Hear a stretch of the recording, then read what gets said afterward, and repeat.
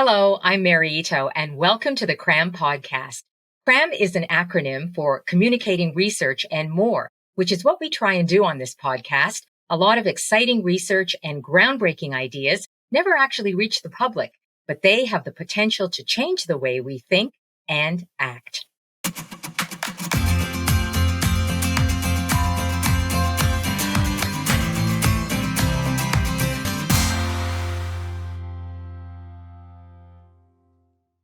What are people drawn to? Well, just go to any streaming service, your local library or bookstore, or check out the podcasts people are listening to. You will see that some of the most popular content is pretty disturbing stuff. Crime and murder, heinous acts of violence, often perpetrated by psychopaths. But who are psychopaths in real life? Sure, we may think of serial killers like Charles Manson, Ted Bundy, and Jeffrey Dahmer, though I'm not really sure if he's considered a psychopath. And also Canadians like Clifford Olson Jr., Robert Pickton, and Paul Bernardo. But these are all extreme cases. Who among us, colleagues, friends, even family, has what's known as psychopathic personality disorder? How can we better understand it and the people who have this disorder? Stephen Hart is a professor of psychology at Simon Fraser University and former director of the Terrorism, Risk and Security Studies program. He's here to talk about this often misunderstood condition. Hello, Stephen. Hello. Well, why don't we start? And why don't you tell us, what is psychopathic personality disorder? Like, how do you describe that? Sure. Well, the first thing is just to say personality disorder. A personality disorder is a mental disorder that's characterized by extreme and maladaptive personality traits. So it's a disturbance of the way that we organize our psychological functions. That's personality disorder. But there are several commonly occurring types or profiles of personality disorder.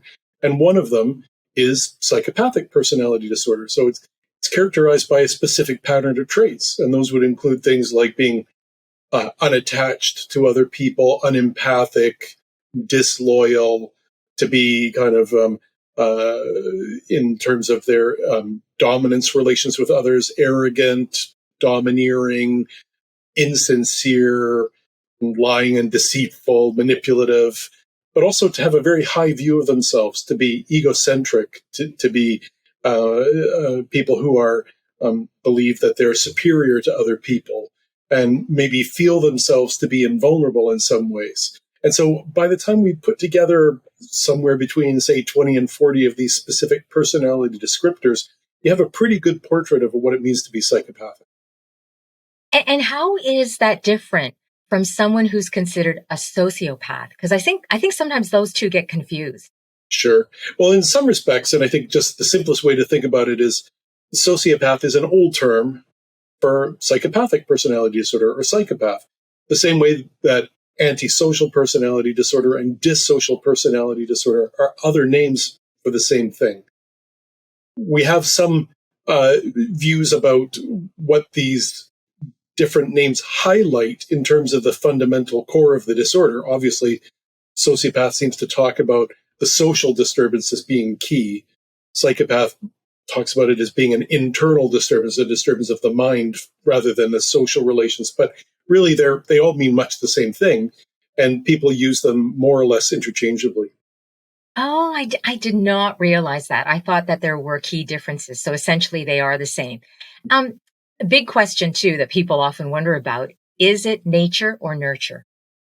Yeah, and a great question, and I'm going to duck it. We almost always say it's neither. It's going to be nature through nurture, because the genetics, the constitutional parts of all animals, including people, never really exist except in certain environments. And environments will activate or kind of allow to emerge certain kinds of genetic or species-specific characteristics.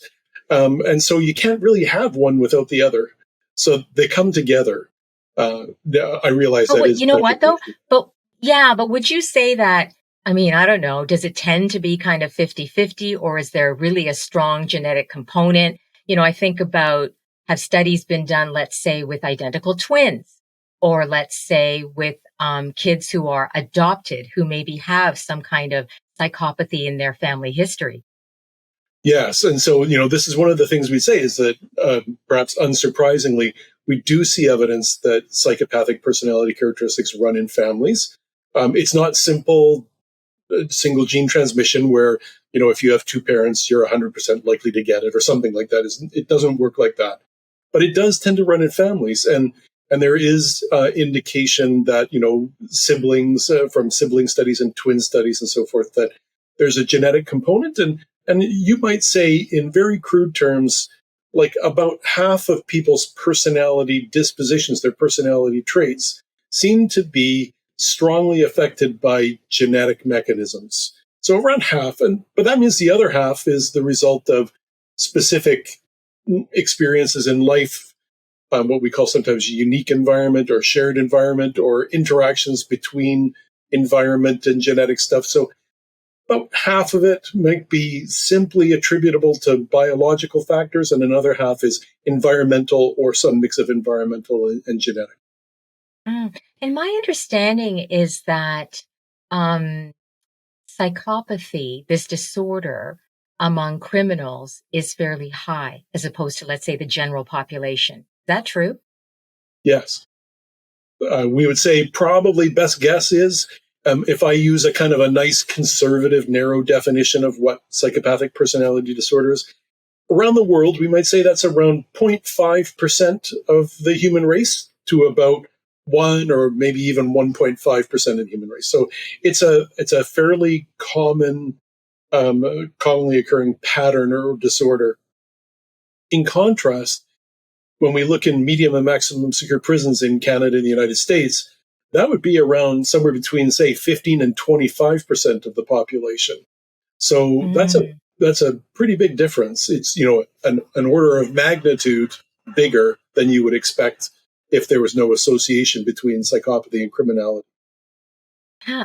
And I mean, when I think about the characteristics that you described earlier, right? This lack of empathy, disloyal, a sort of a grand sense of oneself.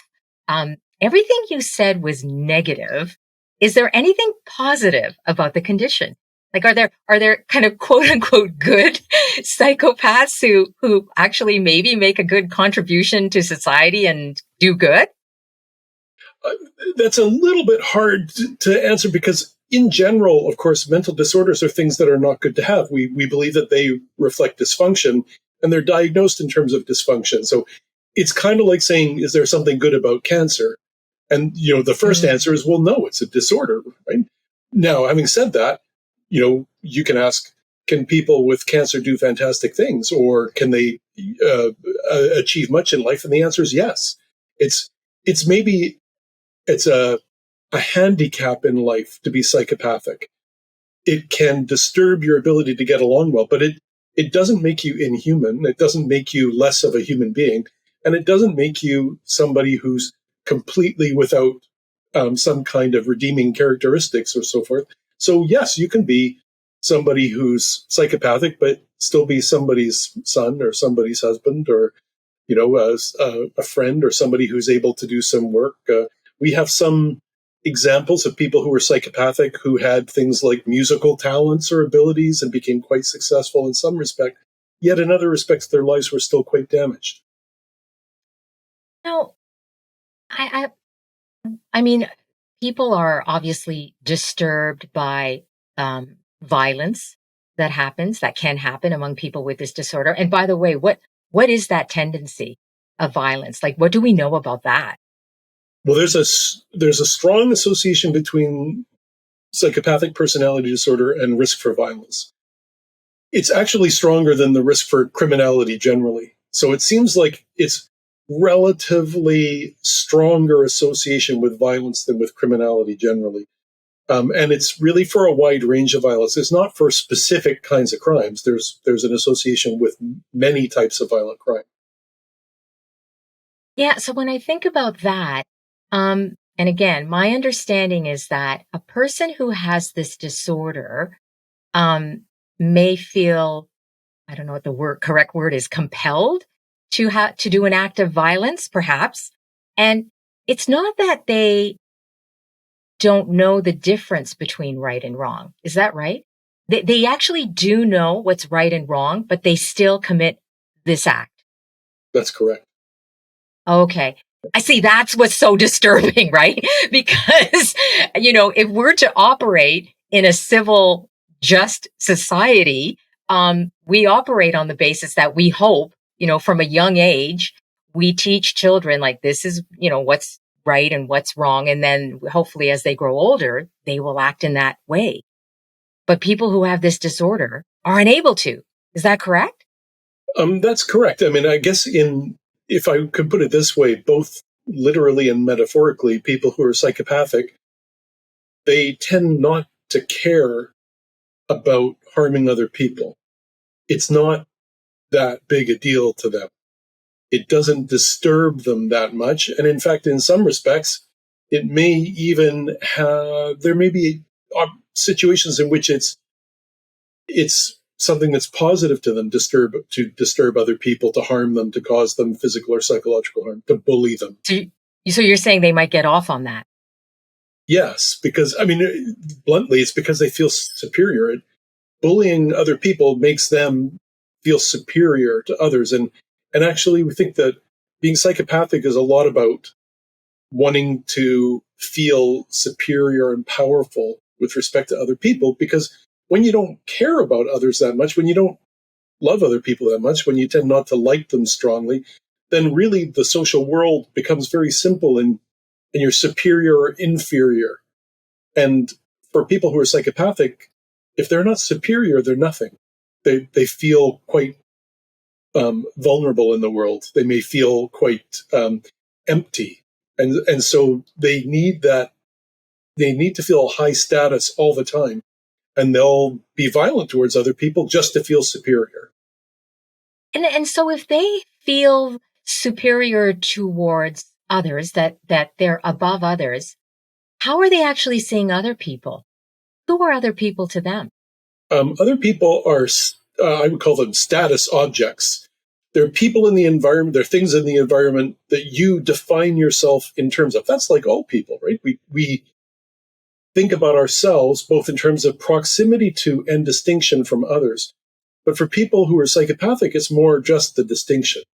It's how they're different from others, how they're against others, how others would be competing with them for the same scarce resources. And so the world is quite a frightening place to people who are psychopathic, or a dangerous place. They tend not to feel frightened because they tend not to have strong emotions of any type.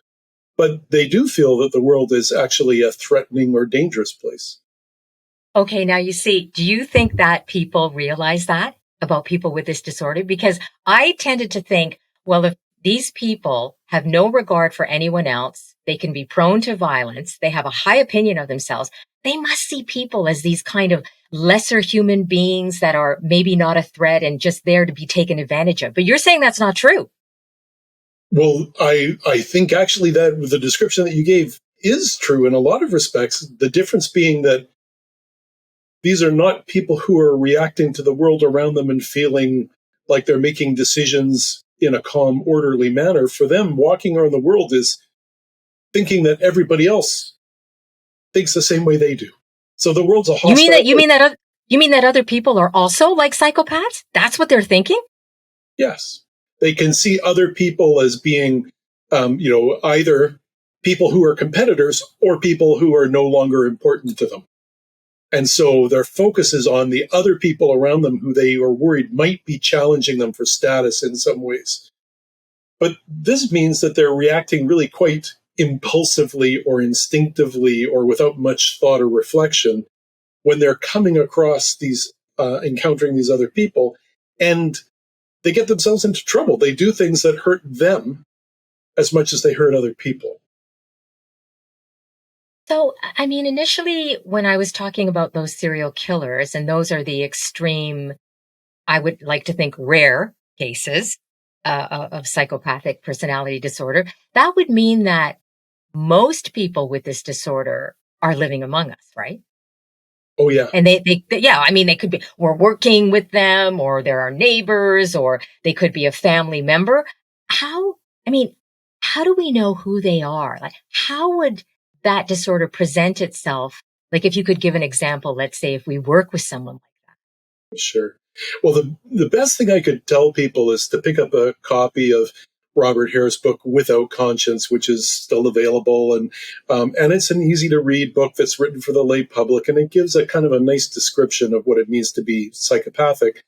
But I think almost everybody who reads that book goes, "Oh my God, that's my uncle," or "This is a woman that I dated once when I was, in my 20s," or something like that. And you can think, and oftentimes there are people that you didn't think, "Oh my God, this person's evil," or "This person's inhuman." But what you recognized is, I couldn't trust what this person said. They presented that? themselves and it was never the same thing twice. And I never really felt connected in some ways. And then you can both have some sympathy for people like that because you realize how much it harms them in their lives. But you can also realize this is sometimes the way people are. It's a personality style that just crops up in people all the time. It's in a sense perfectly natural, and I don't want to say it's something that's good, but it's a problem that occurs. Just like we have people who may be intellectually disabled, these are people who, in a very real sense, have some emotional deficiency that makes it hard for them to connect with other people, and it cascades into a whole host of other problems. Now, what about you then? If it's that common and you say, well, it could be your uncle or it could be this coworker or whatever. Have you personally known people who have had this disorder? Yeah, sure. I mean, partly through work because that's what No, I do. but right. But even but I, in your own life, like when yes, you think about people, um, I remember very clearly. I've had a couple of friends who had in both in two cases I'm thinking of, both had fathers who were quite psychopathic, and they talked about their family members. In another case, it was a fellow who's not only his father but also his brother, and the way that they talked about their family members. I mean, they loved them, they grew up with them, and they loved them, but they realized over time that they just actually could never trust that they would be around or that they would be helpful or be positive, and they were kept getting into trouble. And after a while, when they grew up and they realized this, they suddenly understood. It was like, the key that unlocks your understanding is to realize, oh, this wasn't just a choice. It wasn't that people chose to be difficult this way. They actually can't help it.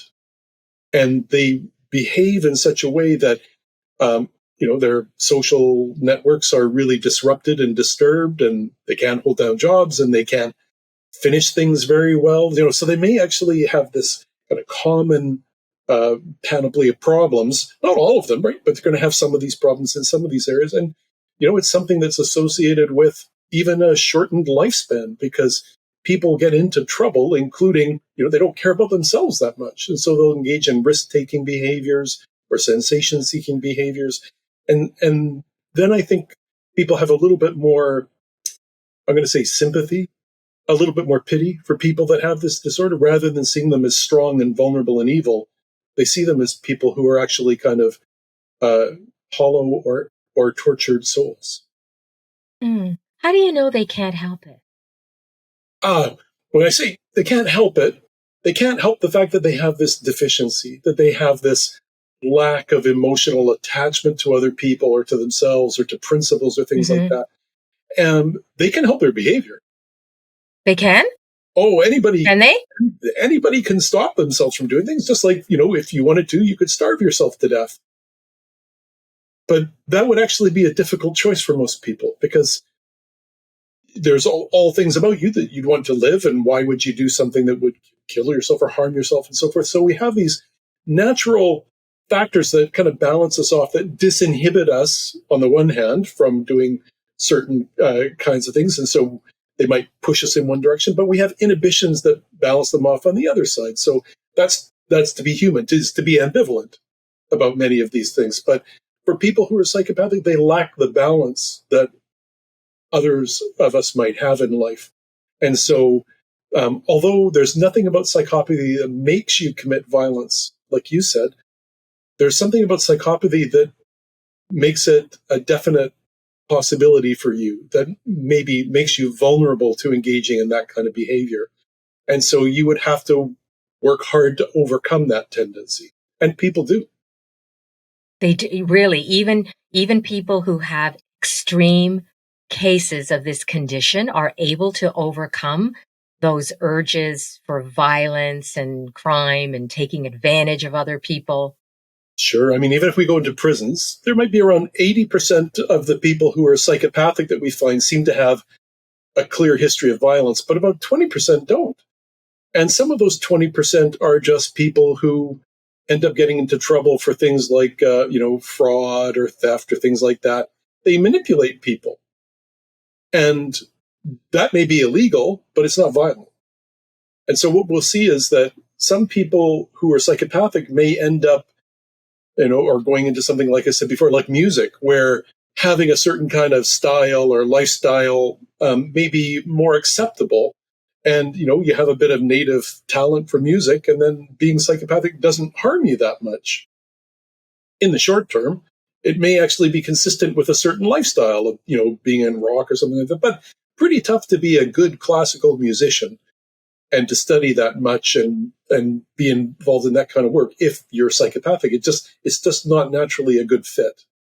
I thought that there was no effective treatment for this disorder. Okay, so there's another thing. As far as we know, there's no known effective treatment. That's absolutely true. But, again, I think what we want to do is draw a distinction between having a disposition, having a vulnerability, having a tendency towards something, and engaging in specific behaviors. So we don't think that there's anything in theory that would stop somebody who's psychopathic from just saying no to violence, because in fact, they do that in most of their life. They'll probably spend 99% of their lives not being violent. They choose to be violent against certain people in certain situations. And we can see patterns there about the vulnerability that their personality characteristics give them in terms of getting involved in violence. But for us, it's not a matter of trying to make the personality change. Anybody who's tried to change their own personality or that of a loved one knows that you're kind of doomed to failure. You are who you are. You can change your behavior, though, can't you? You can change the way that you make decisions about certain things, and so slowly over time, you can change that pattern of behavior. That's what we're looking for people who are psychopaths. Oh, I see. So no treatment that changes the condition, just the ability to perhaps manage it, to manage it. Exactly. That's exactly the way to go. Ah, okay. So, I mean, and I know in your work, I mean, you've traveled around the world, right? You've traveled to prisons and institutions, and you've met people who have this disorder. Can you think of any stories of people that come to mind that, perhaps really startled you, that maybe changed the way you think about this disorder along the way?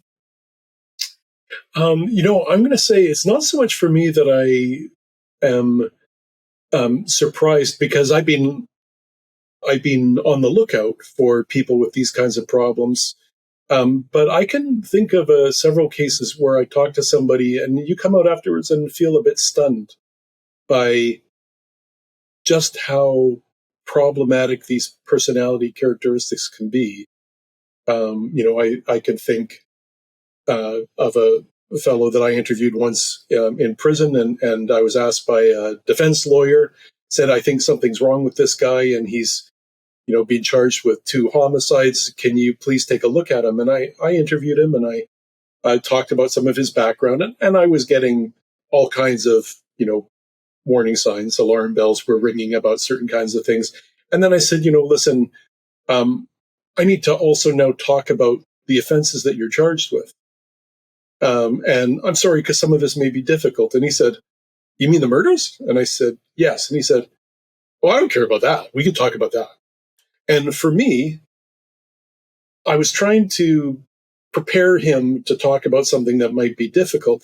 And just the way that he said it, the way that he sort of, the words leaped out of his mouth, and he truly didn't actually care that much about him. He told me in a very matter-of-fact manner what he did. And I walked out feeling a bit stunned and disappointed, because I was hoping to find somebody who might actually show some degree of insight or some degree of empathy, and it was just nothing. And those types of experiences sometimes leave me feeling a bit empty and hollow. It's disappointing to find another human being that you can't find a good connection with. So would you say in cases like that where you're searching for some, like modicum of empathy and you're not finding any, would that be rare? Where there's absolutely no empathy at all? Or is that actually quite common? No, I mean, we see significant disturbance in empathy as actually one of the hallmarks of psychopathic personality disorder. It's a common feature. But, to find people who don't care about others, well, I'll give you another example of a man who killed himself. And he was a fellow who was looking at spending the rest of his life in prison for crimes that he committed. And at one point, when we were evaluating him, he came in one day and he'd already had diabetes because he didn't care about himself and he'd used too much alcohol and drugs. And, despite the fact that he had diabetes, and he'd lost his legs. So he's in a wheelchair, and he came in one day and he said, "Good news, I've got lung cancer." Good news. And we were looking at him and he said, "So this means I might get out, right?" And so he was thinking the fact that he had inoperable cancer and was dying of cancer might mean that he had some months of freedom in the community. And you realize then that he doesn't even care about himself. He has no attachment to his sense of self, which for most of us, that's the way that we interact with the world. Everything is about that, and we define ourselves in terms of other people, and for him it was nothing. He was no more important than anybody else in his life. This can be not just disturbing, but also really depressing. Like, how do you do this work, and still kind of maintain your own sense of self and hope and positivity and it's obvious you have a sense of humor too. Like, how do you do that? Well, I mean, a couple of things. One of them is part of the reason I'm really interested in this disorder is because the absence of empathy makes me think about empathy a lot and how important it is to us as human beings, we think it defines us as human beings in many respects, and how much empathy people actually have. I mean, it's a fantastic thing to see how empathy does work with people. Even people who do bad things will often change their behavior because of empathy. And so when you meet people with certain kinds of problems, it reminds you of what it means to be people and to have healthy people around, and what we have in front of us every day as a gift, rather than just thinking about the people who don't have that gift. Because that's interesting. So it makes you appreciate what you do have even more. And does that mean that you feel even more sympathy, I guess, to these people who have this disorder? When I say sympathy, it's not that I'm not somebody who walks around all the time thinking, that poor psychopathic guy, he just needs a hug. It's not that kind of sympathy, but it's a sympathy for the fact that I can appreciate the limitations that this guy has and the problems that he has way more than he can. And I can think about what he needs to do and how he needs to live his life differently. And my job is to try to help him understand what he has to do, to try to break that problem with insight or awareness that he has, to try to divide this gap where, he doesn't have that empathy, and work around that and still try to find a way to improve his life, not just for his benefit, but for ours too. Because what is the cost to us? Yeah. Yeah. So we need to figure out what this disorder is all about. This is, I would say, probably the single biggest healthcare problem that has received zero attention in the world. Nobody's interested in funding research on psychopathic personality disorder or on treating it or trying to view people with psychopathy as being in many ways handicapped. Instead, we blame them for who they are. We have a strong emotional reaction. It's not a mitigating factor in decisions about crime and sentencing. It's an aggravating factor. If you're psychopathic and you break the law, Right. you're worse off than if you had no mental disorder at all. Right. So just to clarify that, and is it because of the fact that we mentioned earlier that someone with this disorder knows that they did something wrong? It's not that they're out of touch with reality, right? And that they committed an act and that they need to go to a psychiatric institution because, and not to jail. They will go to jail because they know what they did. That's right. That's right. And they'll be found morally culpable, but somehow if they have a mental disorder that may be responsible for some of their lack of concern, their lack of empathy and so forth, then we actually treat them worse than if they were just an ordinary person who decided to do something horrible. So now, in some respects, I'm going to say that may make some sense because we believe that psychopathic personality disorder tends to be a persistent problem. It's one that you'll have from childhood or adolescence, probably until the time you die. But why should we treat that kind of a person who maybe at least we have a little bit of an explanation as to why they're getting into trouble? We'll treat that person worse than somebody who just decided with a clear mind to do something terrible. They have no explanation, no excuse for it, except they did something bad. They decided it was worthwhile to do something terrible. Now, I think it's just because we believe that there's something about that latter kind of person that we can try to make a connection with and try to change their behavior and help them behave in a proper way again. But, I don't know that that's true for everybody. And I don't know that that means that we should treat people with psychopathic personality disorder worse than anybody else. And you were saying that it gets zero attention. Well, certainly as far as entertainment wise, it gets a lot of attention, but I'm assuming you mean as far as the science and the studies of it go. Is nobody interested at all in funding anything to do with, managing the condition, which we were talking about earlier, right? Finding effective ways to manage it? Sure.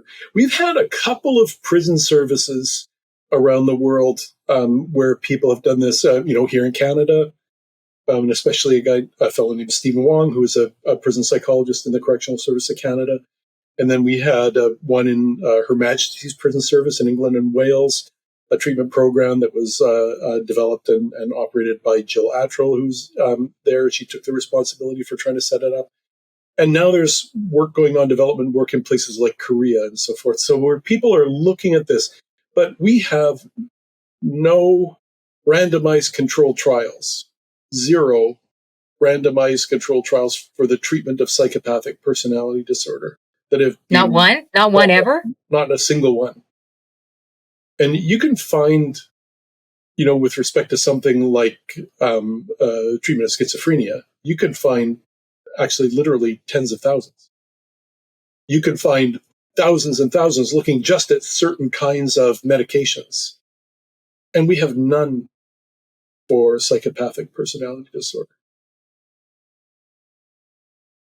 So I'm wondering because I guess the whole moral side is a difficult argument, it seems to me.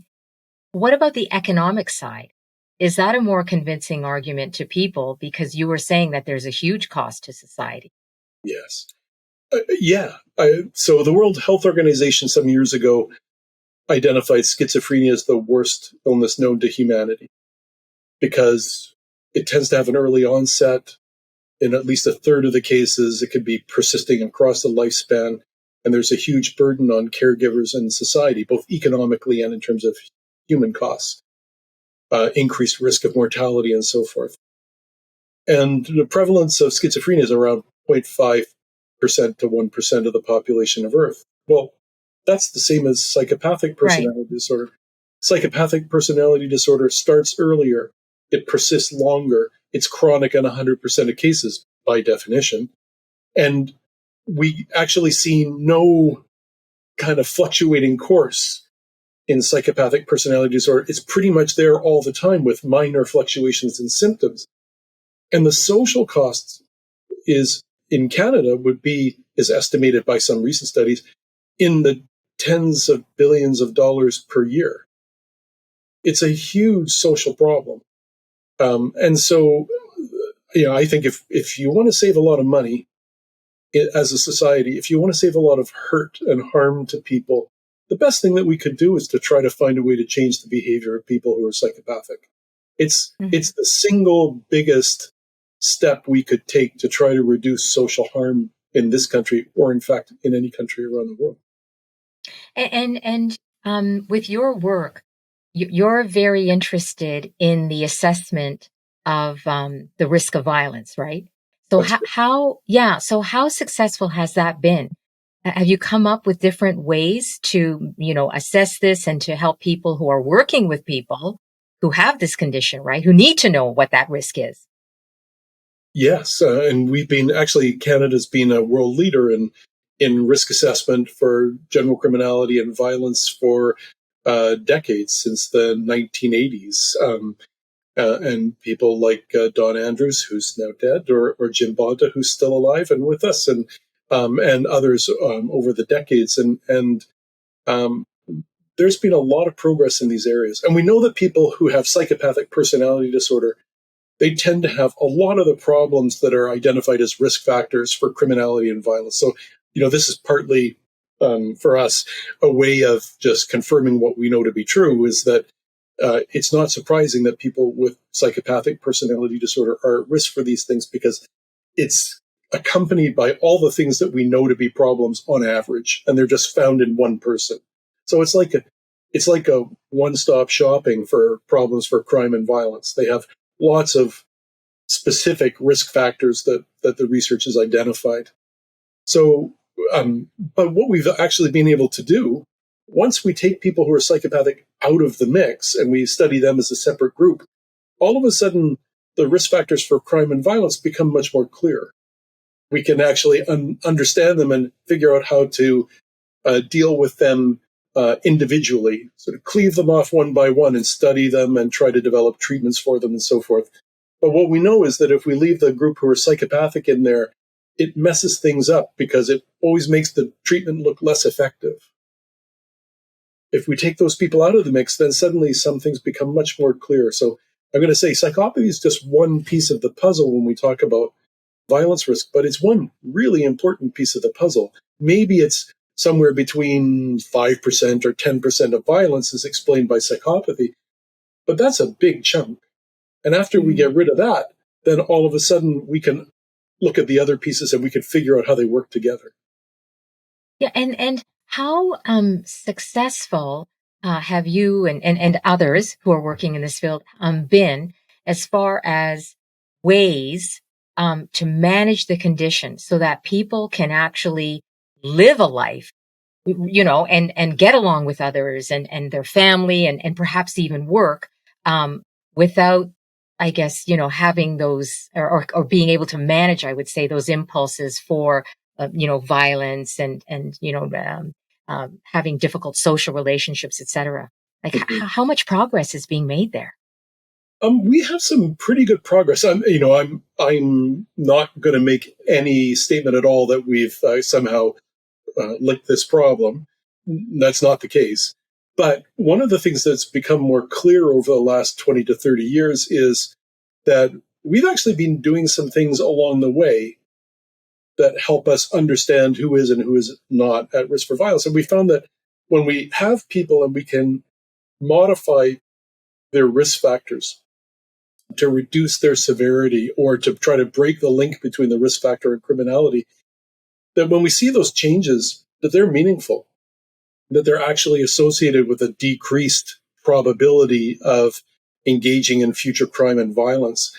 And we get that now from lots of different places around the world. There's people doing this kind of research, a number of people in Canada across the country, but also in other countries. And I was just reading one from a friend today who sent one in a study that they were doing. And they're showing that we can actually detect these changes in risk. So what we really need to do is to put it all together. We need to have these treatment programs for various risk factors that we can implement and then study which people do well in which treatment programs, where we can detect the improvements and then make a good forecast that the risk for recidivism is reduced. Right now, we can still do a reasonable job of dividing people into higher risk and lower risk groups. We can do that pretty well. But what we want to do now is get a much better idea about how we can cause the risk to decrease. Mm. When I started this interview and I talked about the perception, that we have about people with this disorder, and very often it's wrong. And it's people like you, who we need to hear from because you are there working with these people and studying. How often do you find you're able to actually change people's minds about misconceptions they may have about this disorder? I'm going to say my focus would be on professionals and to help professionals have an open mind when they're approaching this disorder and not to just be thinking about guys who are psychopathic as being evil, as being somehow less than human.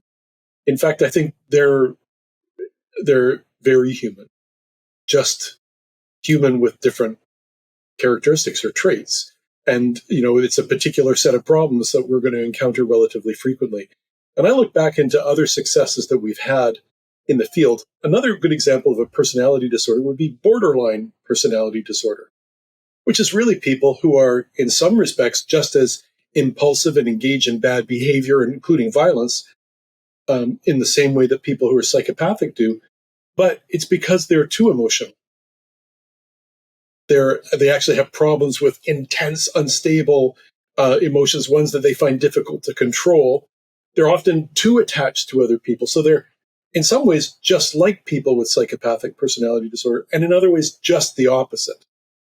But there was a colleague of ours down in Washington State who actually, Marcia Linehan, and she did a lot of work with people with this problem and said, you know what, my goal is not to change them. They're human beings. And I can't change personalities. But my job is to try to help them stay alive and to try to reduce the behavior that they engage in that's harmful to everybody, including caregivers and hospitals and so forth. It costs a lot of money. It's just a big complication. And she focused on that and had great success. And in the time that I've been practicing, it's gone from borderline personality disorder as akin to psychopathy. These are people who you shouldn't care about. They're hopeless.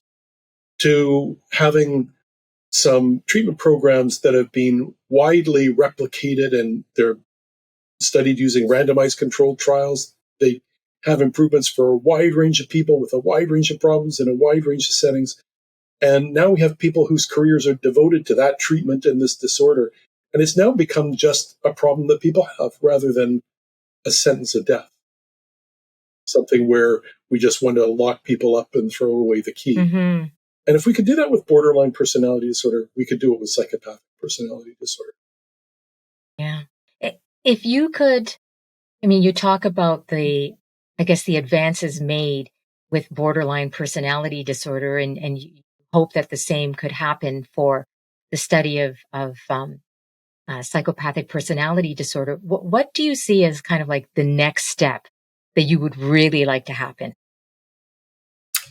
I would like somebody to be able to, and I think it's going to have to start in a prison service because they're the ones that are dealing with this problem so much. But I would love to see a prison service actually develop a program and implement it and evaluate it in a highly structured way. And every effort that we've had in Canada and the UK and other places, they've developed these programs and then failed to implement them properly in a way that would allow us to evaluate them. This is a 20 or 25-year program because we're dealing with people who in many cases are in prison for 5, 10, 15 years. And so we have to develop the program, we have to implement it, we have to let people go through and then get enough, dozens or hundreds of them, to actually do an outcome study. And it's very hard. So I would love to see people starting that now and planting a seed that future generations can reap. Well, all the best with your work, Stephen. I certainly learned a lot from this discussion, and I think a lot of other people did too. Really appreciate your coming on the podcast. My pleasure. That's Stephen Hart. He is a professor of psychology at Simon Fraser University and former director of the Terrorism, Risk, and Security Studies program.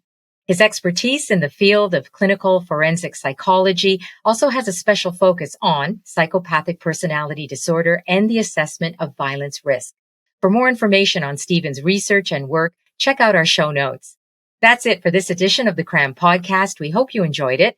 Our thanks to the Temerty Foundation for their generous support. And you might also be interested in our literary podcast called Passage to Wonderland. I highlight compelling passages from books that offer discovery, insight, and a sense of completion for the end of your day. You'll find Passage to Wonderland wherever you get your Cram podcast. Thanks very much for joining us. See you next time.